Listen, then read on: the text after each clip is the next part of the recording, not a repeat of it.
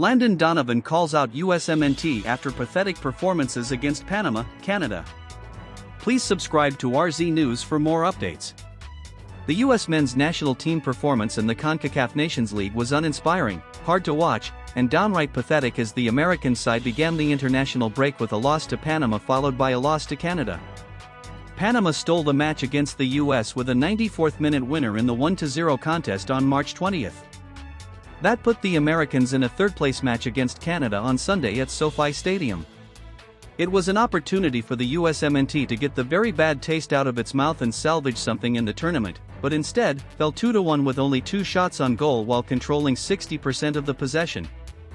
Back-to-back losses on home soil to Panama and Canada to not place in the CONCACAF Nations is bad enough in the early stages of the Mauricio Pochettino era. To put it into an even uglier perspective, Pochettino's predecessor, and maybe the most hated person in the history of U.S. soccer, Greg Berhalter, never lost a Nations League match.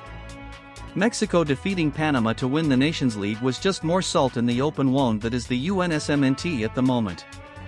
This USMNT squad features more recognizable names and a few legitimate stars headlined by Christian Pulisic, but as former U.S. soccer star Landon Donovan pointed out on X, star power doesn't equal success.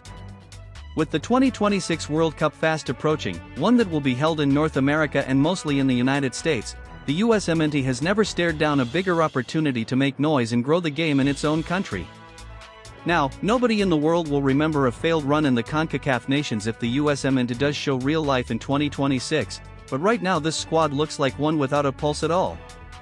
Pochettino is 5-3-0 to begin his USMNT tenure.